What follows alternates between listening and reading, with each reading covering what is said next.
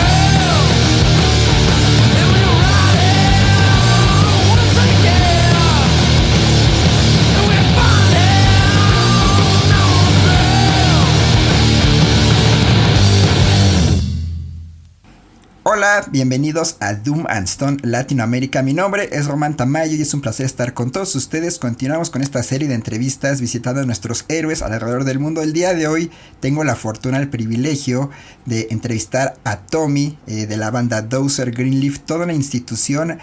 Y van a cumplir 28 años de carrera con Dozer, tienen un nuevo álbum y vamos a platicar de toda su carrera, de su equipo, de sus experiencias en la carretera, así que vamos a entrar ahí. Hello Tommi, welcome to the show. Hello, and thank you. Thanks for having me on your show. Thank you, thank you. We always open this show with one simple question, and is if you can tell us about your first music memory and how you get involved in heavy music. First musical memory I have when I was, I don't know, if I was like 2 or 3 years old. I remember seeing a guy on TV and my mom said that, hey, it's Elvis and he's dead. So I don't know if it was, I think he died in like 77 or something. And I'm born in 75, so I don't know if it was that year or if it was a year later, if it was like a anniversary of his death. I don't remember. But the first real music experience for me was going to my uncle's place and looking at his vinyl records. I must have been like around 6 years old, and he had a lot of vinyls, and I started looking through them and looking at the cover arts, and there was this one band that wore makeup, and it was Kiss. And then I remember also seeing a bunch of bearded guys, and it was ZZ Top. So, yeah. So I remember with my cousin, we were listening to that Kiss. It was the first Kiss album, and we were listening to that the whole time because, they looked cool. And, of course, I fell in love with the music. And a couple of years later, I started really getting into music around when I was 8 or 9. I became a huge Kiss fan. Probably because of listening to my uncle's records. And then, that's pretty much my interest in music started with Kiss. Well, I think Kiss changed the life of many kids around the world. I mean, the guys of Pantera, Kiss is a universal band. Now it's a different Kiss. They love more money and stuff like that. But in the 70s, they are a kid. Yeah. In the 70s, for the first few albums, it was for real. Yeah, and they were hungry, really trying. I don't know if you have seen any old videos, live shows. You could see that they were really, really trying and wanted to be really good. And now they're really old now, but now they just stand there and letting the money roll in. yeah. and well, Tommi, now I want you to tell us about a little bit in general what's the history of Dozer, how started this project, and how was your local scene in those days when the band started? Well, me and Fredrik, we got to know each other in school, actually. I think it was like, what was it, when we started 4th grade? Fredrik started in my class. So we were, I don't know, how old were we, like 9, 10, probably around 10. But we didn't really like each other from the beginning. It took until like the 7th grade when we figured out that we both were interested in music. Fredrik played guitar, and I had just started playing guitar around that time, and we had a few bands that both of us liked, and we just started talking about music, and this guy that I didn't really like is actually a really cool guy because he has good taste in music. And then a few years went, and we just decided that maybe we should start playing in a band together. And so it wasn't Dozer right away. It was something we were really trying everything out, what we were into. We were playing cover songs. We played Danzig. Wow. And, we played Dirty Black Summer, that song. And we didn't decide yet who's going to sing in a band, because Fredrik never sung in his life before, and I haven't sung. So we took turns singing and playing guitar, and as you can, as everybody knows now, we actually, Fredrik had the best voice. You could hear it right away that, okay, there is something going on here that, you should sing, Fredrik. But then after a while, we heard, I bought an album by Monster Magnet, Super Judge.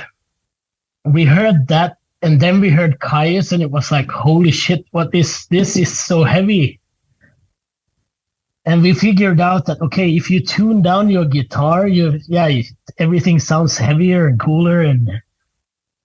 And pretty much around that time, we decided that, okay, now we start a real band. We started Dozer. We found a drummer, and we had a friend Magnus, our first bass player. And in 1995, we started Dozer. Pretty much, like I said, we had a couple of bands, me and Fredrik, before that. But when we learned to tune down our guitars, we knew that this is what we want to do. And we started Dozer. You opened the gates for a whole generation later. That's crazy. Oh, that's cool.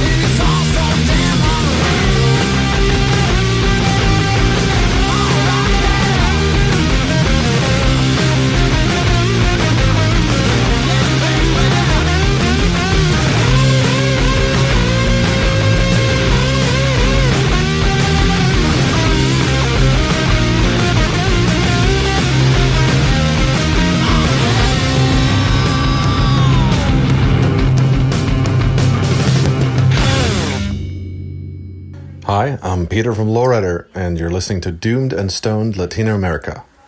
Rock on.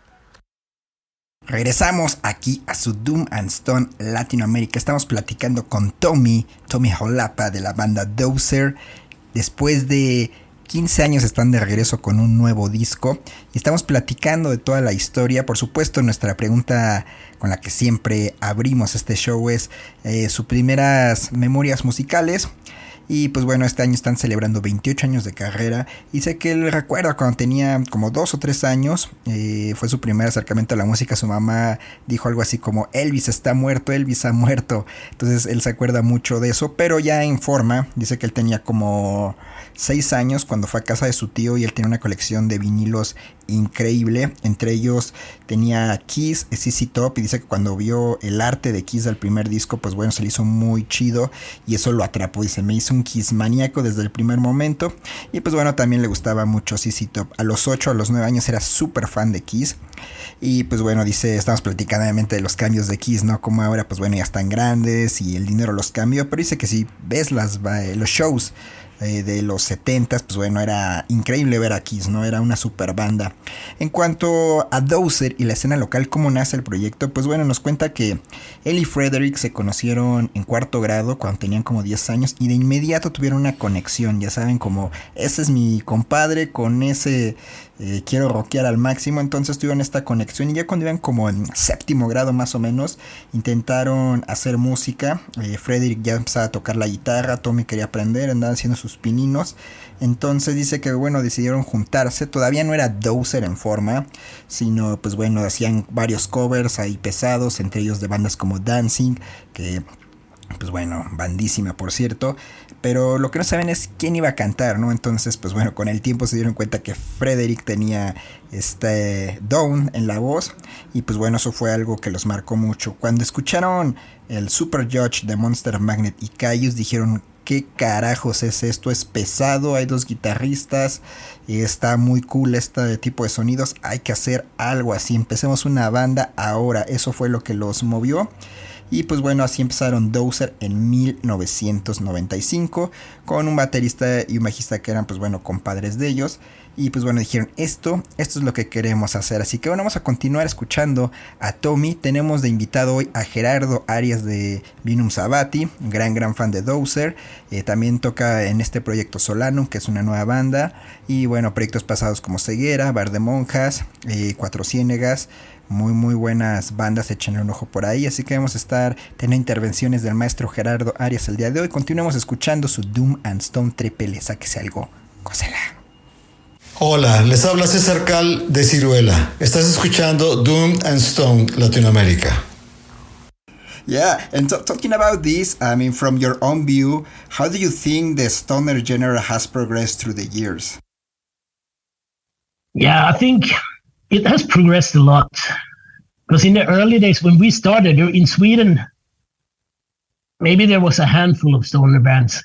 In our hometown, when we started, there was no bands, but then we came another band called Demon Cleaner. It was my cousin placing Demon Cleaner and some other friends. They started they started that band. And then, yeah, exactly. No, I will tell Kimmo to listen to this. And he will. Yeah, that's cool that you have the Demon Cleaner vinyl. But other than that, then after a couple of years, we got a phone call from this guy called Peder.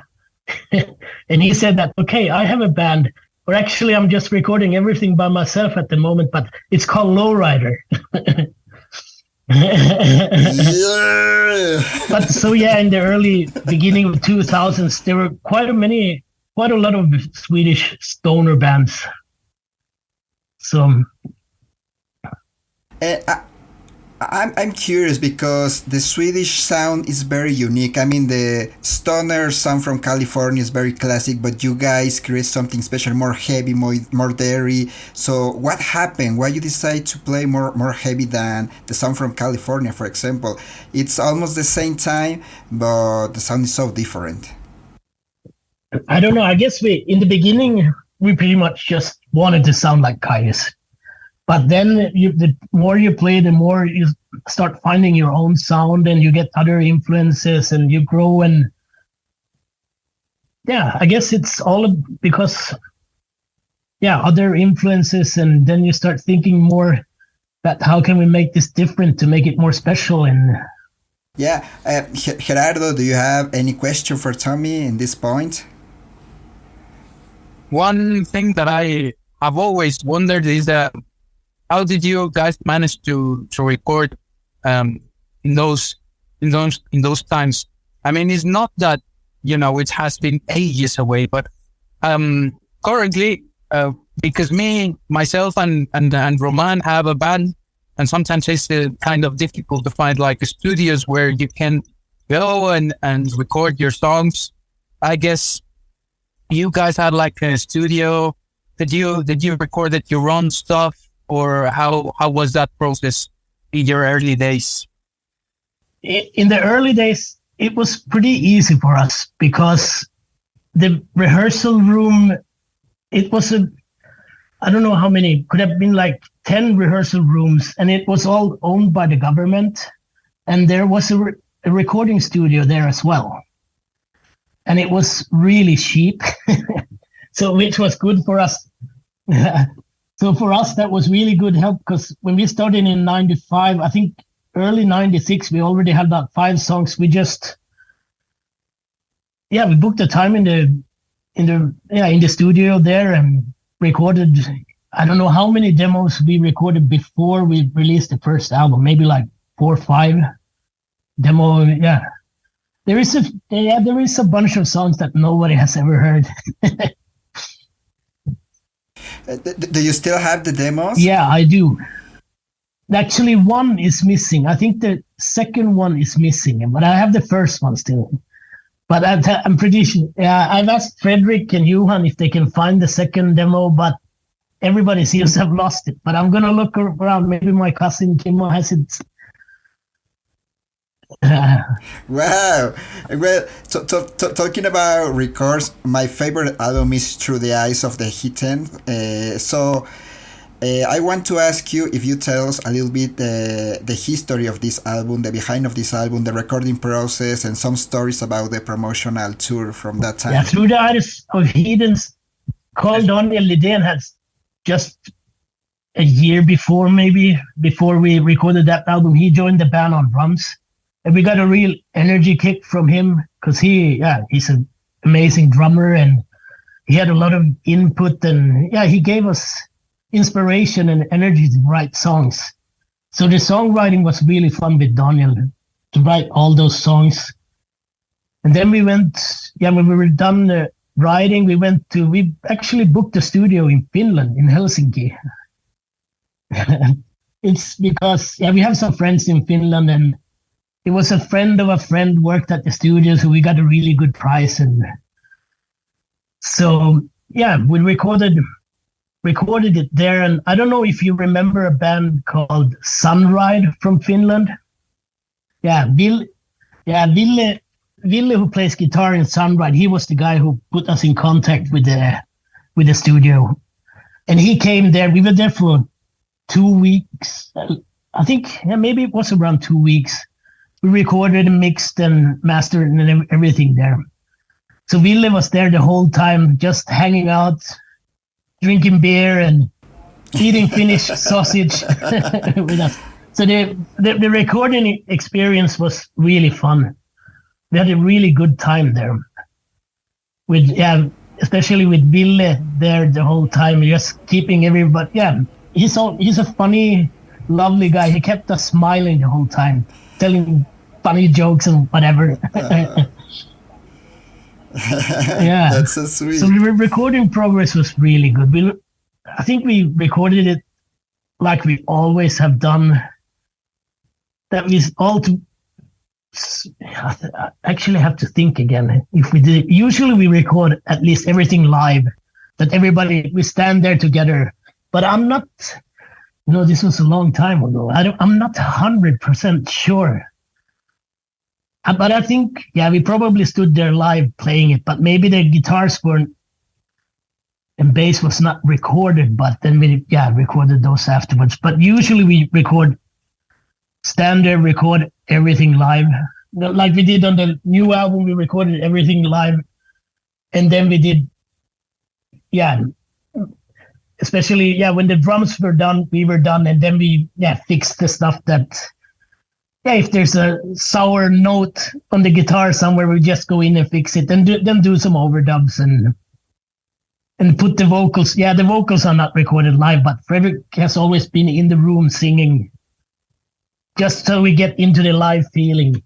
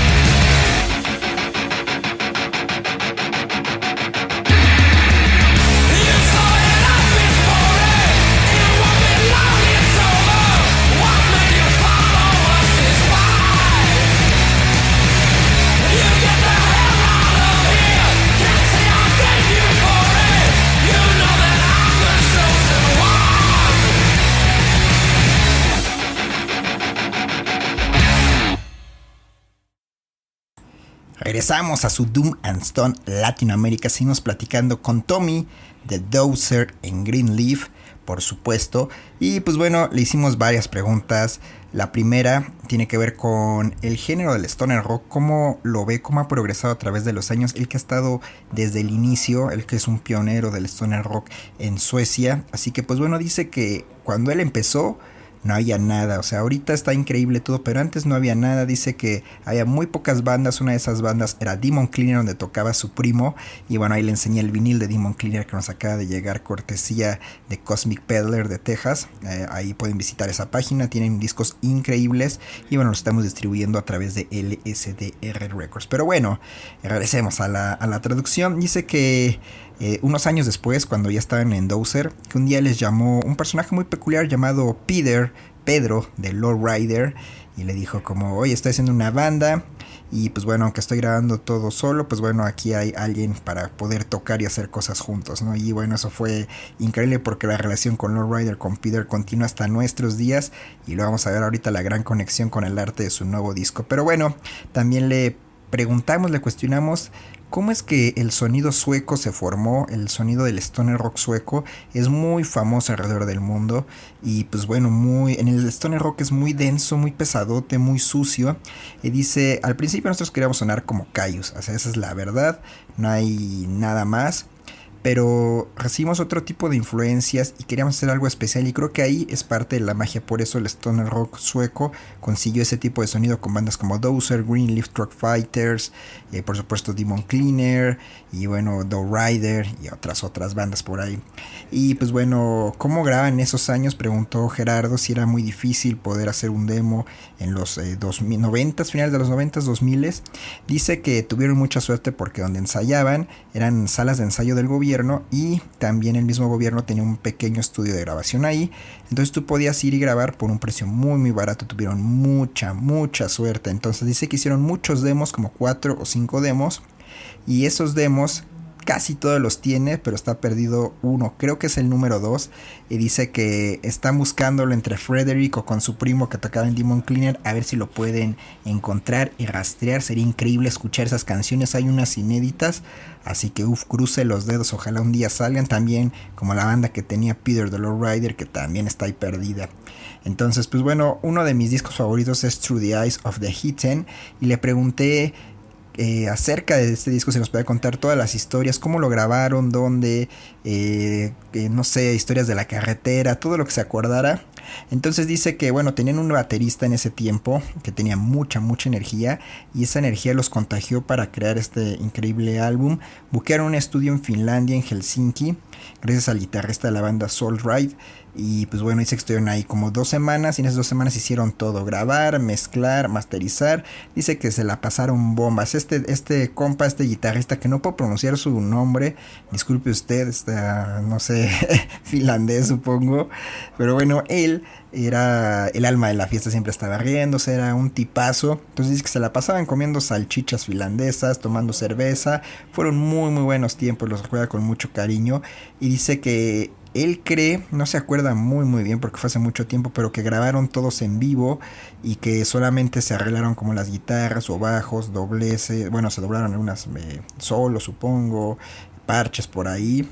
Pero bueno, dice que no se acuerda muy bien, pero que él está casi seguro que fue de esa forma, y que obviamente las voces sí se grabaron por separado. Así que bueno, vamos a continuar esta entrevista. Recuerde visitar nuestras redes sociales Doom and Stone Latinoamérica, Facebook, Instagram, Twitter.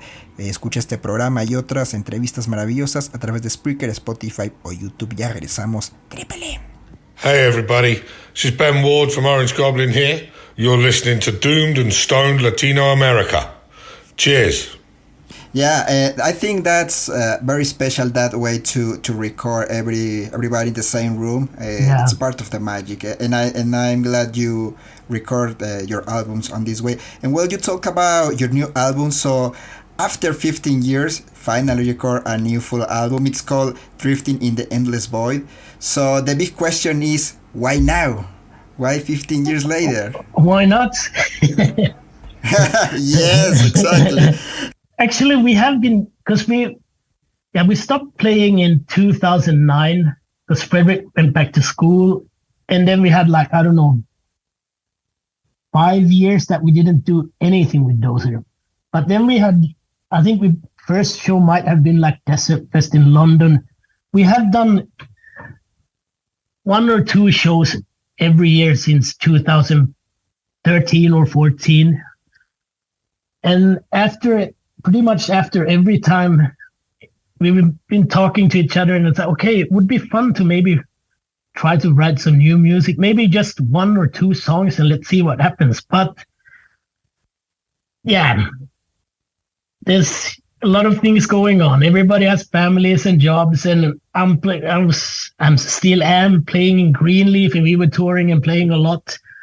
But then something called COVID came, and there were no touring for Greenleaf, and yeah, pretty much it felt like the right time. Everybody was at home, still working, but we were home. We had time to rehearse, and so we decided. It was in early January.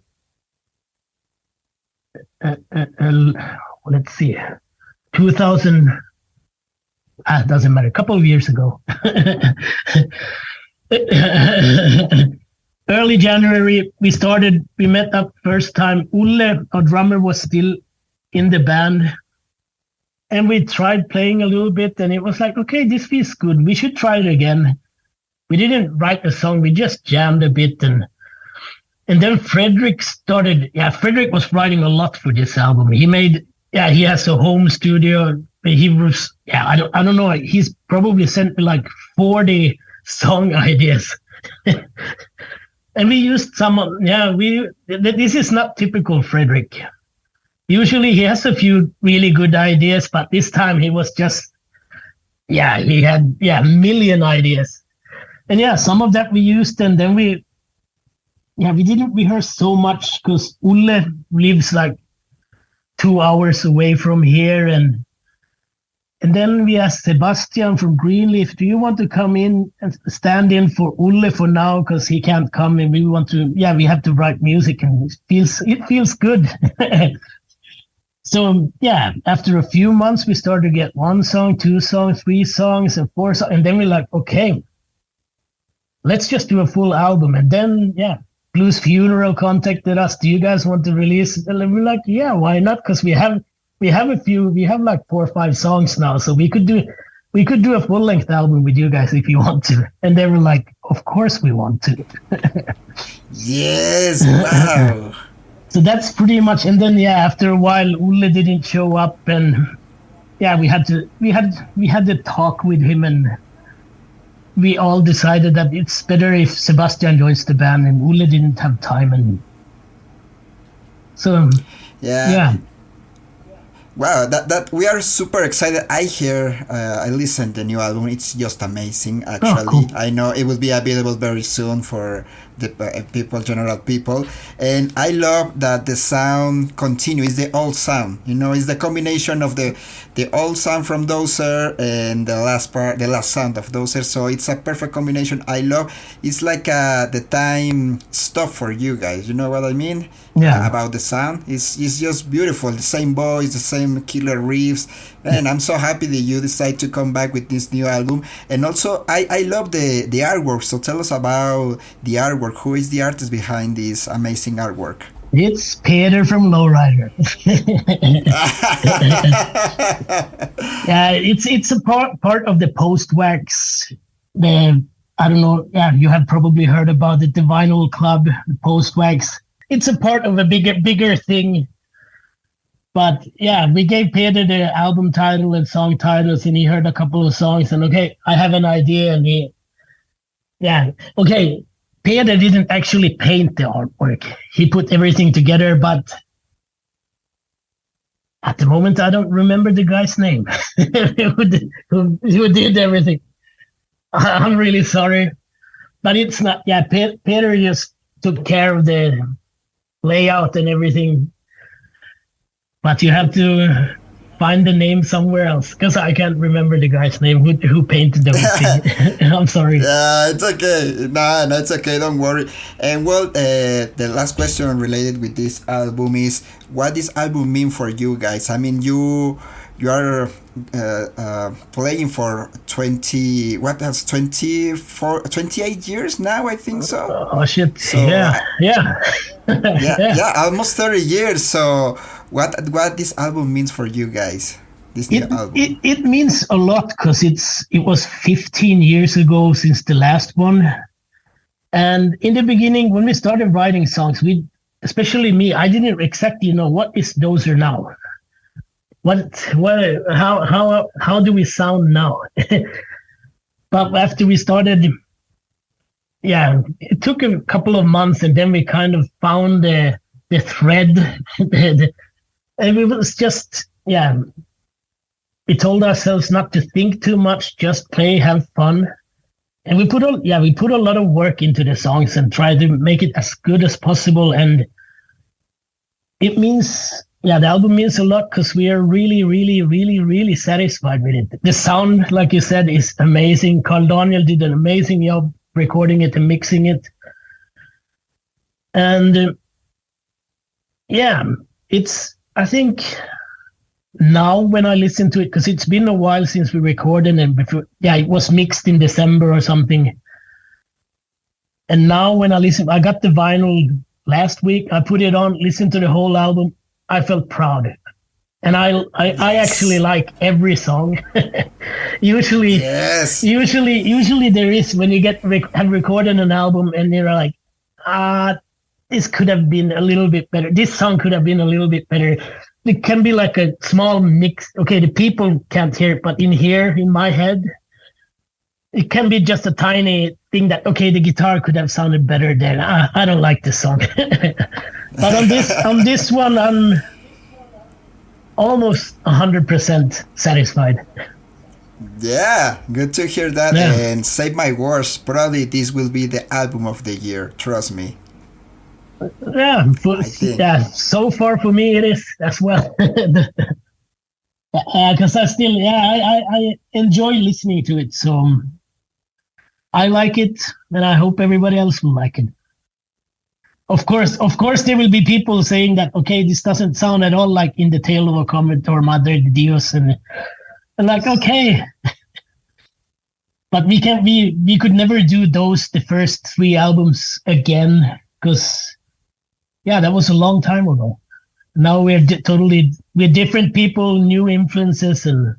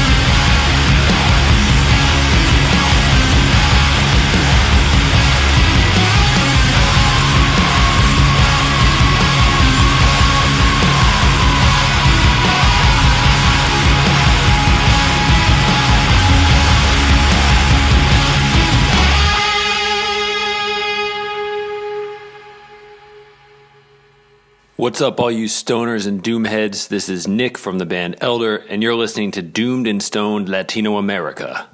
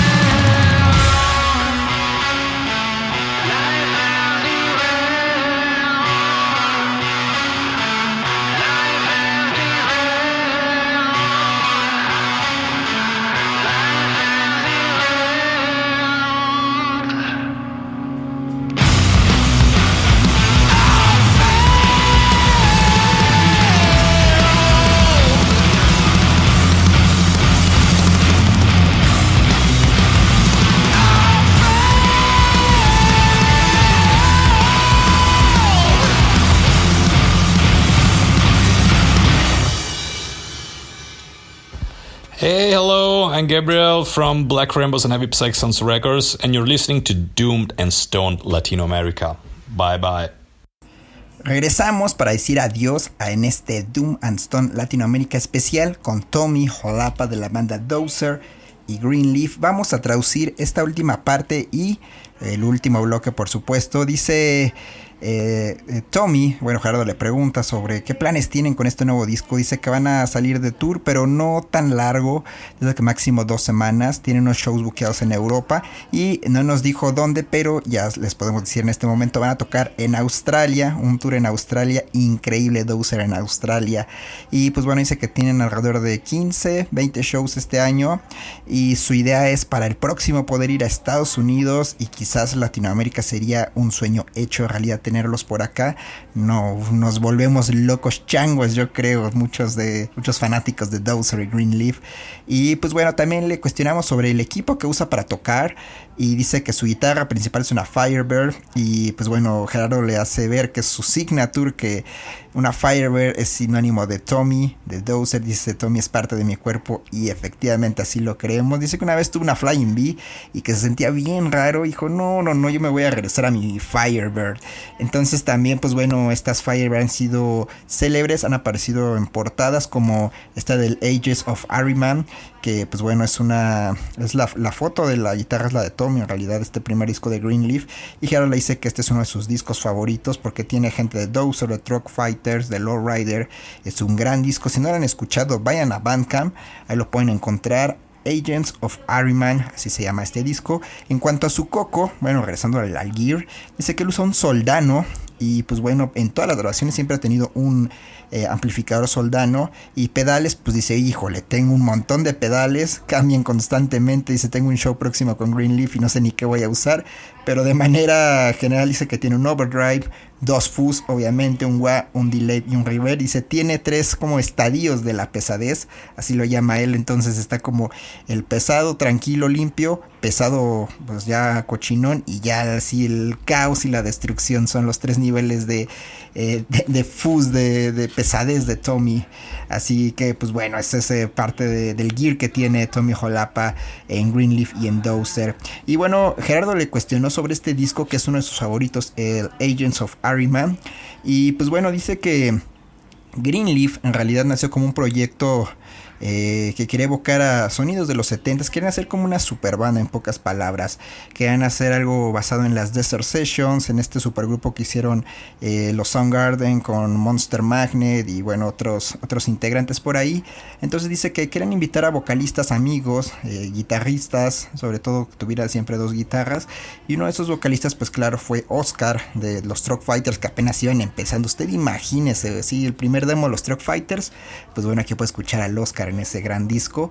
Y hay una canción que a Gerardo le encanta, que es Highway Officer, y aquí el solo pues bueno es brutal. Y le pregunta que quién lo tocó y no se acuerda bien del apellido, pero sí se acuerda el nombre. Es John, que fue el primer guitarrista de Witchcraft y después de los Spiders. Y pues bueno, eso es como Greenleaf, ¿no? Esa es parte del mito de ese maravilloso álbum. Y Gerardo cuenta una historia muy chida. La verdad es que es muy difícil traducir esas emociones para mí, pero Gerardo tuvo la oportunidad de ver al Dozer y Lowrider cuando estaba en una estancia en Inglaterra.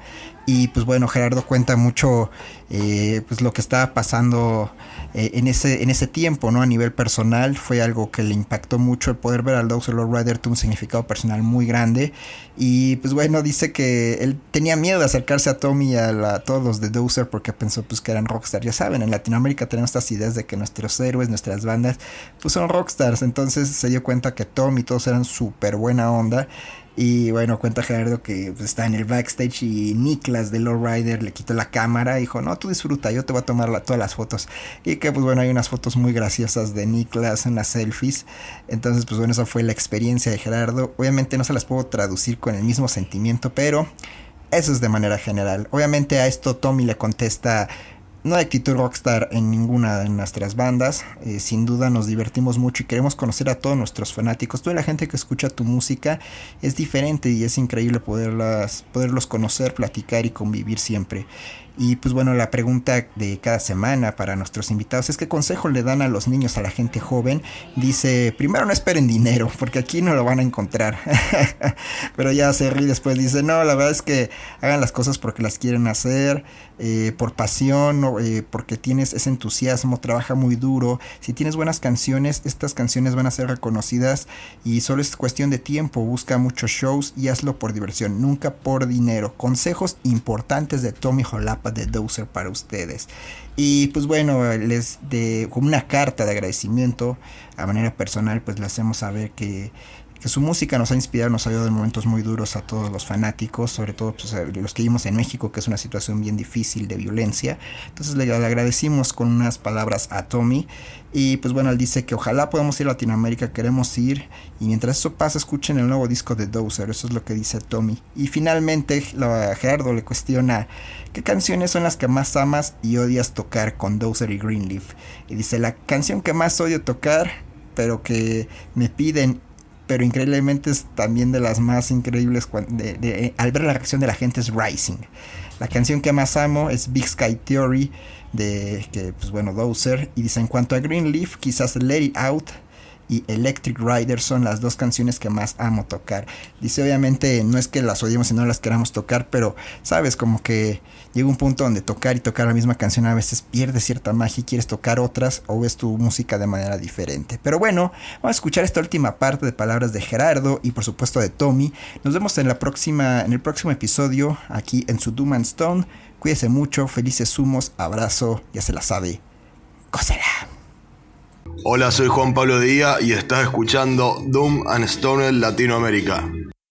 Seguimos nuestro viaje trepidante aquí en Doom and Stone Latinoamérica. Esta charla con Tommi y tenemos de invitado a Gerardo Arias también con nosotros. Vamos a hablar ahora de su nuevo disco, el Drifting in the Endless Void, que ya salió. Cuando estábamos entrevistando a Tommi todavía no salía y todavía estaban varias cosas por ahí pendientes como el tour de Australia. Pero ya esa información es pública cuando esté saliendo este show, por fortuna. Y bueno, después de 15 años están de regreso. La pregunta obligada es, ¿por qué ahora después de 15 años? ¿Qué pasó? Y Tommi responde de manera irónica, ¿por qué no? Era el momento adecuado, obviamente.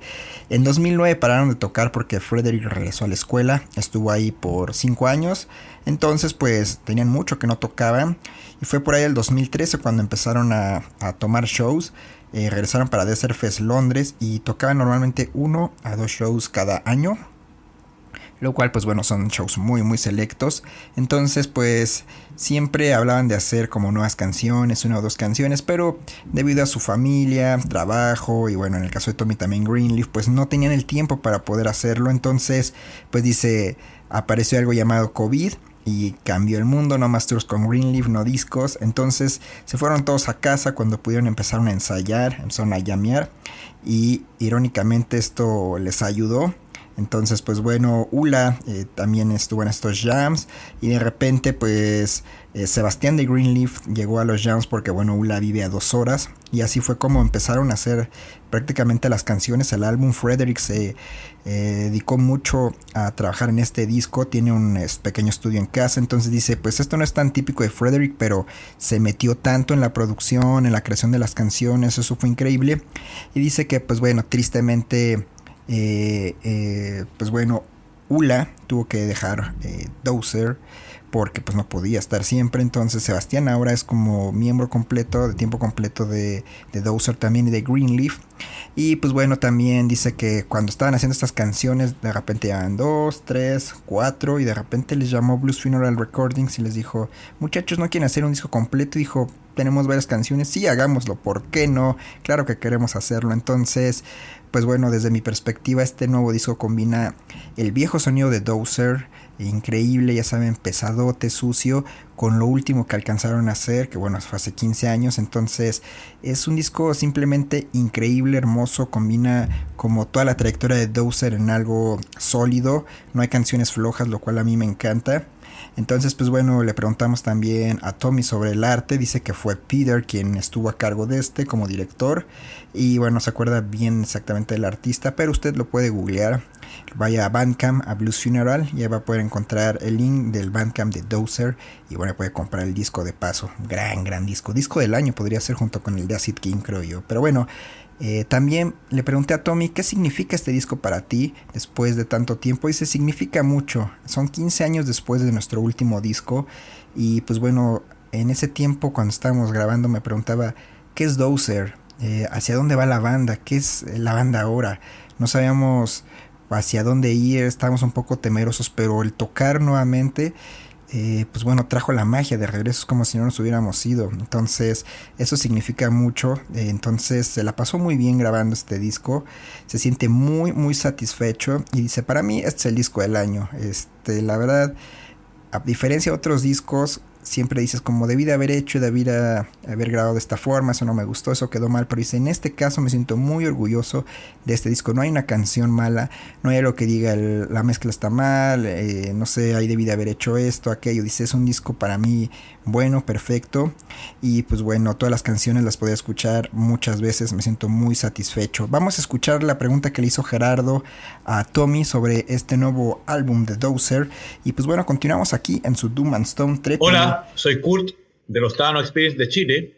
Estamos aquí con Román de Doom and Stone Latinoamérica, disfrutando de estas excelentes preguntas y esta linda tarde acá en Chile. Les dejo un abrazo a todos los psicodélicos y dumeros. Do you have any question related with the new album, Gerardo? So my questions about the new album are you, I guess that with this new album you are planning to do some dates, possibly play a tour. Do you have any plans with to promote this new album? We have, yeah, I know for sure that we will not do any super long tours, like 4 or 5 week tours. We have already a lot of festivals booked in Europe. And then there is one more thing. It will be announced, a short tour will be announced tomorrow in somewhere in the world.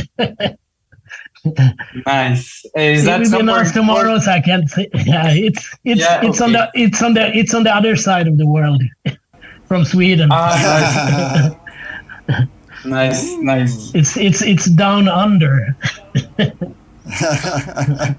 Really? We will, like I said, no longer tours, but shorter, 2-week maximum.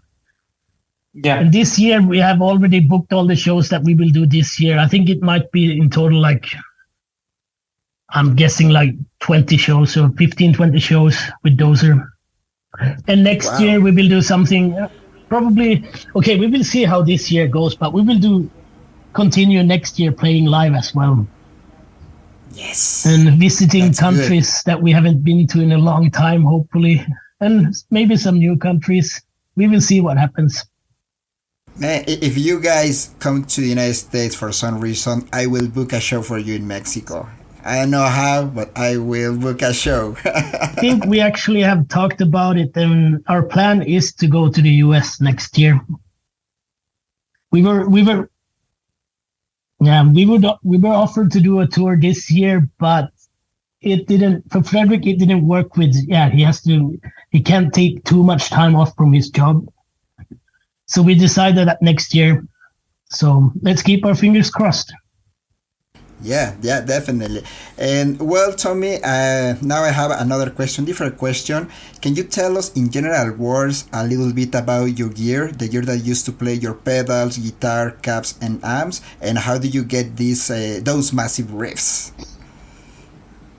Well, the gear, guitar-wise, I've been using mostly Firebirds. I've tried other guitars. I still have an SG, and I use it in the studio, but not live. But the Firebird is the one that it feels like a part of my body. I bought the Flying V like 7 or 8 years ago. I did one show with it, and then I was like, okay, this feels wrong. So I sold it and I bought another Firebird. I have a question about the Firebird actually. Yeah, because they actually is like a signature, like a Tommi stance is a Firebird. It's like no other guitar sounds like Tommi, either in Greenleaf or in Dozer, of course. But is the guitar from the Agents of Ariman? Is that yours? Is that the legendary Firebird? That's one of my Firebirds. Yeah, it was actually Eric, who was the first Dozer drummer. He was the drummer on Agents of Ahriman as well, and he brought his camera to the studio, and I told him, take a picture of my guitar. And then, he made that turned out as the album cover. And it is such a good album cover, and I have to say that I think that album is in my top 5 albums of all time. I really enjoy the album. I really also because you have members from Dozer, you have from Truck Fighters, from Lowrider, from all over. It's really cool. I really hope there's enough time so you can tell us a little bit about that album specifically. It would be very, very cool to know. But in the meantime, let's not deviate from the romance question about the gear. The gear, yeah. Amp-wise, at home, I use a Soldano SL100. And that's for all the recordings I have done the past. I bought it 10 years ago. So all the last Greenleaf albums and new Dozer album, all my guitars are recorded with the Soldano. And of course, I have done some overdubs with other amps, some guitar solos and whatever. But the basic tracks are with the Soldano amp. And pedal-wise, it changes. I actually just bought a bunch of new pedals that I'm figuring out in the rehearsal room where, all the combinations you can do with pedals, moving them around. And next week we have a show with Greenleaf here in our hometown. And I still haven't figured out exactly how I want everything to be. But basically it's, overdrive pedals. And now, I usually didn't like fuzz pedals so much, but now I actually have 2 fuzz pedals. Wow. Yeah. And then a wah and a delay and a reverb. That's it. I usually try to have like 3 stages of heaviness. One that is a little bit, never clean. It's always a bit dirty, then dirtier, and then the dirtiest, biggest sounding.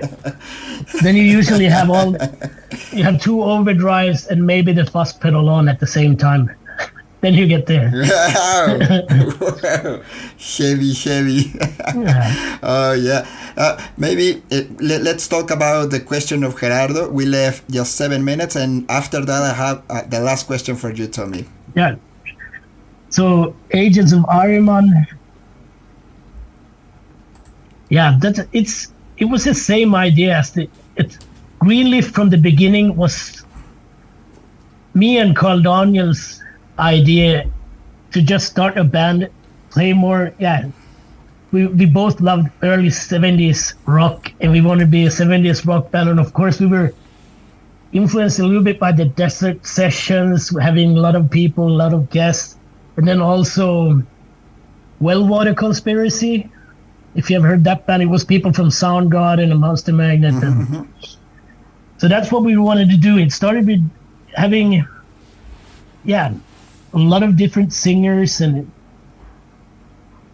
actually we had 2 guitar players in the early days. But the main thing was, the drums, bass, and guitar players were the same. And we invited different singers, friends. Just called friends or wrote to people and asked, do you want to sing on this album? Wow.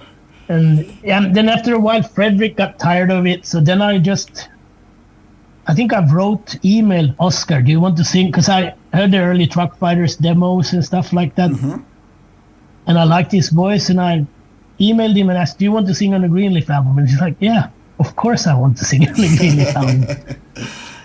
So that's where Agents of Ahriman started, and that was also really simple. It was easy to write those songs. It was with Eric's on drums,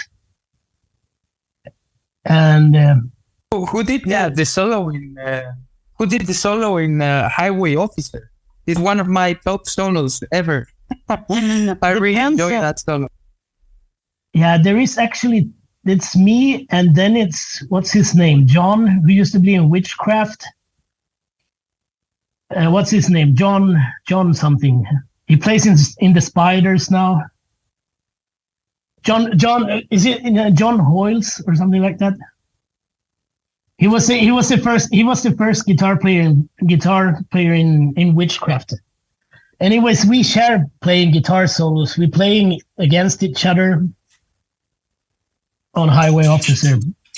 It's insane. That's one of the best guitar solos ever. If you guys, whoever is watching, want to hear a nice and well done guitar solo, then you should go and listen to Highway Officer from Greenleaf.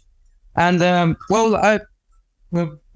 that we are here, I would really like to say thank you, Tommi, because I remember, me and Roman have known each other for a long, long time. And since I was like 13, 14 years old, I was already listening to the music. We were already talking like, oh, have you heard this awesome band from Sweden? And it was insane. It was really cool. And I remember I had this chance to go to UK, and I was lucky enough to be, to go to a gig in which you played with, it was Dozer and Lowrider. Yeah. I remember you from that show. Because it was like the first approach. I never really imagined that they would have come. And then I continued, keep the contact with you. And when I first did this, I thought like, oh, probably he's not gonna reply, or all this crazy stuff that goes in your head about like the rock star type of thing. But I can say from the beginning that you guys are honestly examples for us. Because I remember going to you like, hey Tommi, I would like to go to the gig. If it's possible, can you sign my CDs and all that stuff? And it was so cool. I remember being with you and Lowrider in the backstage, and I actually have a camera. That's a very funny story. I have a camera because at that time there was no phone, or at least I didn't have a phone that take good pictures. So I brought with me the camera, and Niklas from Lowrider was like, no, you enjoy your time. Please give me the camera. I just don't need the camera right now. I'm gonna take the pictures. And when I came back home, of course there was pictures of all of us in having fun, but there was also a lot of selfies of Niklas. And it was like it was like taking pictures of himself with the camera. It was such a cool moment. And anyways, I'm really happy that Roman is having this interview, and that you are so cool and down to the ground. I really hope everyone in every band is just like you guys. I think this is something that I'm really grateful for your music and for everything. So, thank you, Tommi. It's very, very nice to see you.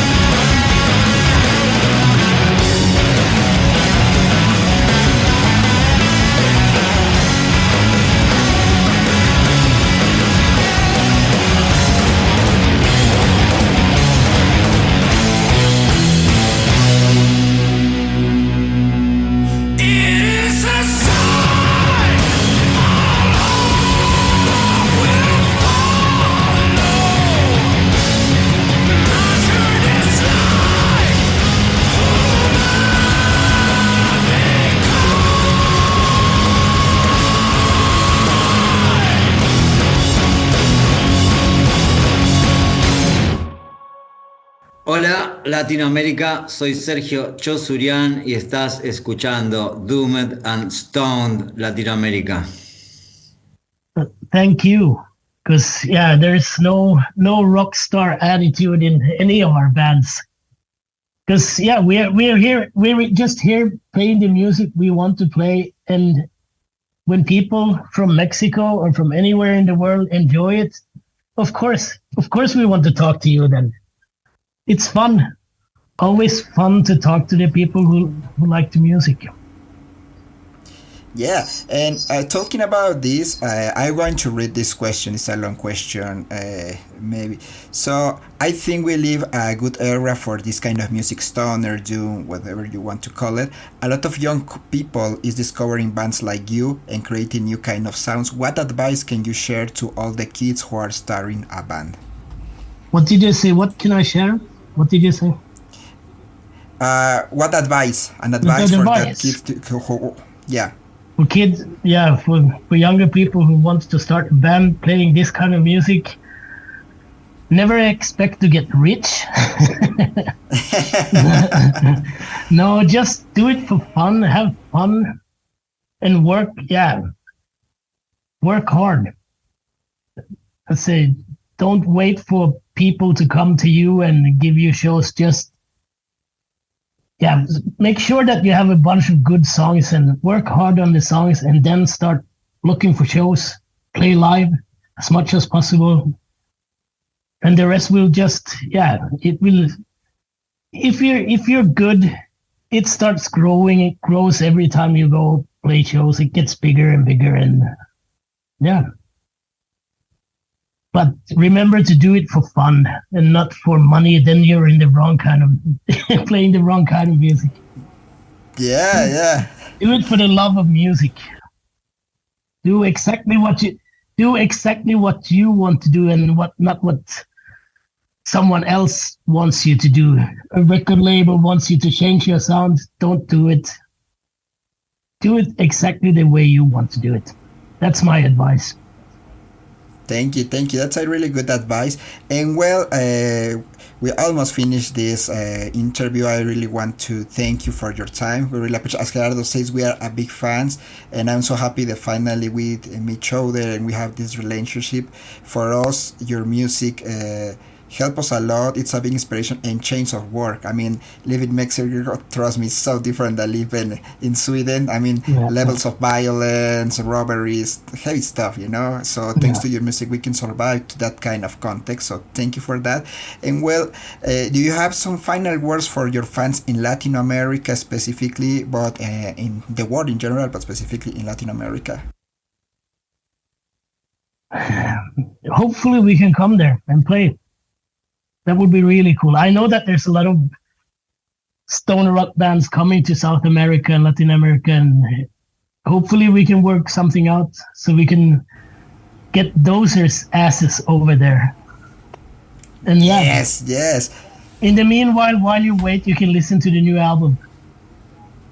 Yes, definitely. So some final words or final question, Gerardo, for Tommi, for the audience in Latin America.